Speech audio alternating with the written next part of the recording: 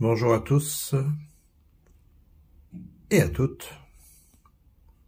D'ailleurs, c'est à une dame que je m'adresse.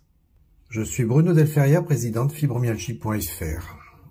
Il arrive un moment où on se demande ce qui se passe dans sa vie, ce qu'on doit faire, ce qu'on peut faire, ce qu'on pourrait faire, ce qu'on devrait faire, ou si on laisse tout tomber. Il arrive un moment où le doute vous assaille, alors même qu'on fait tout ce qu'on peut, et il arrive un moment où la fibromyalgie a l'air de prendre le dessus. Et c'est à ce moment-là qu'il faut encore puiser dans ses ressources, alors même qu'on croit qu'elles sont atteintes, et qu'il faut absolument rien du tout. C'est parce que c'est à ce moment-là que la fibromyalgie croit qu'elle a gagné. Il n'y a rien à faire. Ça s'appelle une dépression réactionnelle, un choc anxio-dépressif. Ça s'appelle un j'en peux plus. Ça s'appelle j'en ai plus rien à faire. Ça s'appelle une neurasthénie. Enfin, je crois. En tout cas, à un moment donné, ça vous arrive à tous et à toutes. C'est pas marrant, c'est pas du tout agréable. Ça fait des douleurs en plus, de la fatigue en plus. Et on se demande ce qu'on fait sur cette terre et pourquoi on a mérité ça.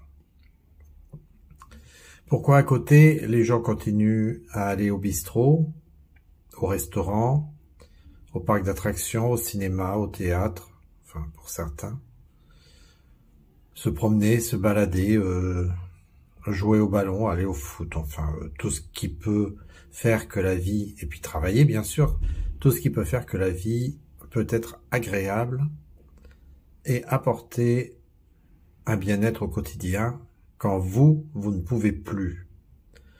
Vous ne pouvez plus parce que vous êtes au bout du rouleau, parce que il n'y a rien de possible à ce moment-là et que vous pensez qu'il n'y a plus rien à faire. Effectivement, il n'y a rien à faire à ce moment-là. C'est après que ça va venir. Il n'y a pas à réfléchir, il n'y a pas à écouter les conseillers qui ne sont pas payeurs. Il y a plein de choses à faire, mais c'est pas le moment. C'est pour ça que je voulais faire cette vidéo pour dire à cette dame, non pas que ça va aller ou que ça va aller mieux, mais qu'il y a une suite.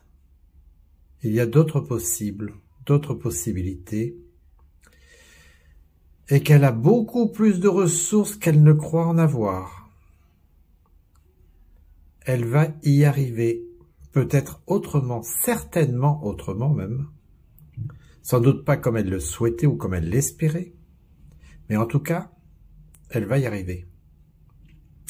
Elle va arriver à mener sa vie, à mener une vie et à continuer à s'occuper des autres, c'est-à-dire son époux, ses enfants, ses parents, s'il y en a, enfin sa famille complète, réduite ou élargie, et tous ceux qu'elle aime. Elle va y arriver parce que c'est comme ça que ça fonctionne la fibromyalgie. À un moment donné, il y a un petit déclic qui se fait et c'est reparti. Alors, c'est pas reparti de manière glorieuse, hein.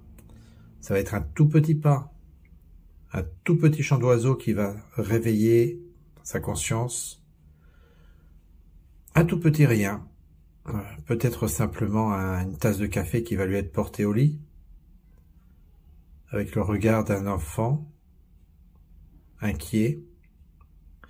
Et en fait, ce que je voulais lui dire, au lieu de mentir, de cacher, de dissimuler, au risque effectivement de s'étioler et de s'éteindre, c'est en fait le moment peut-être de dire les choses, de dire et d'étaler les choses, pour qu'une autre organisation familiale se mettent en place. Les périodes de repos, c'est la théorie des cuillères, encore une fois, c'est nécessaire, c'est une obligation absolue. Il faut être à la fois active ou actif et bouger en même temps, enfin, de manière séquentielle, l'un après l'autre, mais dans tous les cas, il faut du repos, c'est nécessaire, c'est vraiment la base.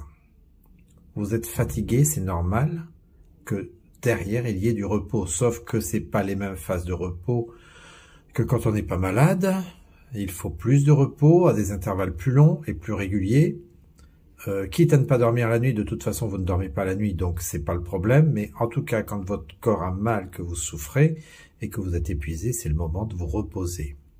Ce qui veut dire que pendant que les enfants jouent, ou que le mari regarde la télé ou fait autre chose, ou que rien du tout d'ailleurs, que c'est l'heure de faire les devoirs, eh ben, il faut absolument que l'organisation se fasse autrement, et peut-être qu'à ce moment-là, c'est au mari de s'y coller.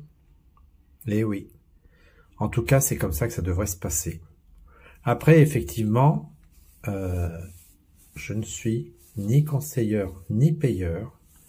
Je n'émets que des idées, mais s'il y a une chose que je peux vous assurer, à vous tous et à vous toutes, c'est que vous avez des forces insoupçonnées, insoupçonnables, et que plusieurs années après, plusieurs dizaines d'années après, vous êtes toujours là.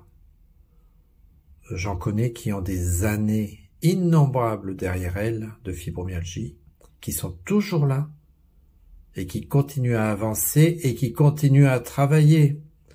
Ah Manu, tu continues toujours à travailler et à marcher et à grandir en étant autre, plus calme peut-être, plus tempéré, mais en tout cas en ayant une vie réelle et certainement peut-être plus intéressante et plus importante qu'avant. C'est le message que j'aimerais faire passer. J'espère qu'il sera entendu. Il y a toujours des possibilités et même si on se croit au fond du gouffre, on arrive à en ressortir. À bientôt. C'était Bruno Delferrière, président de fibromyalgie.fr.